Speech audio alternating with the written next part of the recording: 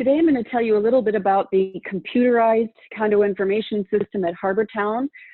I like to refer to it as the request system because it's where we as co-owners put in our requests to be handled by the management company.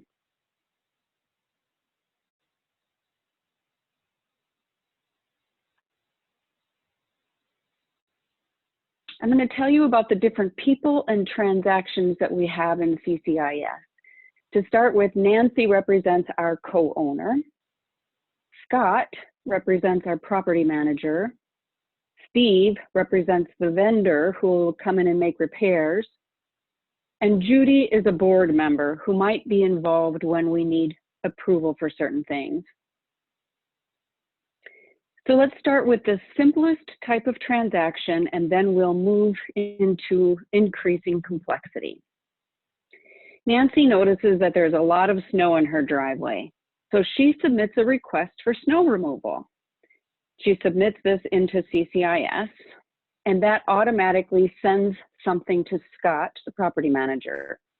Scott then can respond to her request. In this case, he might say, "I'm sorry, Nancy, but there's not enough snow to have snow removal today," or he could, in fact, say, "The trucks are on their way." And when I mention he will do this, this is all electronically. It's stored inside CCIS, and it will respond to her in that transaction and trigger an email to her, to Nancy. So once he responds to this simple request, he's completed his work. He'll close the request in CCIS, and then CCIS will automatically trigger a feedback invitation from Nancy, asking her if it was taken care of to her satisfaction. So that's our simplest case. Let's move on. CCIS is built to take care of issues or manage the issues with our common property, having to do with our buildings and our land. So now Nancy is going to submit a request because she has a roof leak. In this case, Scott is going to create an inquiry. And as noted below, this is a request for estimate from a vendor. And again, he's doing this in CCIS.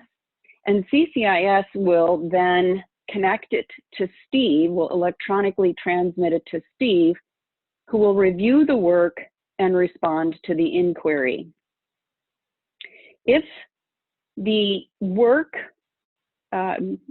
Steve will send back that estimate, and if the work is within the approval limit of Scott, right, we want Scott to have some approval limits, then Scott will convert that inquiry to a work order, which is basically our legal agreement that says, "Yes, Steve, please go ahead and repair the leak on Nancy's roof." So then CCIS transfers it back to Steve, so he knows he's been assigned this work. He'll complete the work, and then that automatically submits an invoice back to Scott, who will close the work order, approve the payment, assuming that was as planned. The system goes back, sends something back to Steve so he can print the invoice, and Scott will make the payment. And when Scott closes the request, again, it closes that loop, asking Nancy for her feedback. Did the vendor complete the work, and how did he do? Okay, ready. Next level of complexity. This time we're going to have an inquiry, but this time Steve's estimate for the work is more than Scott's approval limit. So Scott now has to go to a particular board member to get approval.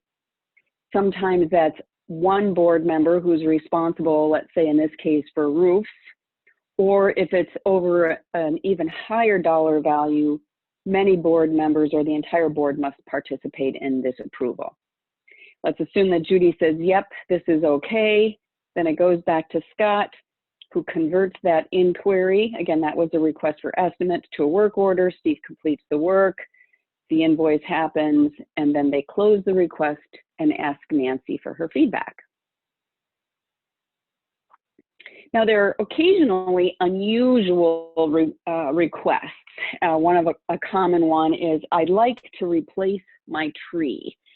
And in this case, we don't go straight to the vendor because it's unusual. Scott will, in fact, send it straight to Judy, the board member, whoever the board member is, to review it. And then if Judy says, no, we're not replacing that tree, we've decided not to, then Scott will respond to the request, close it, and it'll complete that loop. This is similar to that snow removal request I talked about earlier. It's very simple. Scott can close it and we're done. If, however, they decide that yes, the tree should be replaced, then it would follow that longer loop, assuming it's a high dollar again. Scott would create an inquiry, get an estimate. Steve would be called out to replace the tree, and so forth.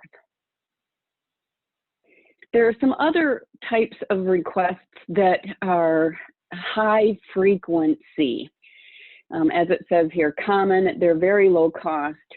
And it's been the practice that our management company creates an open work order. Sprinkler heads are one of the most common examples of this, where a co-owner will say, hey, my sprinkler is spraying my house.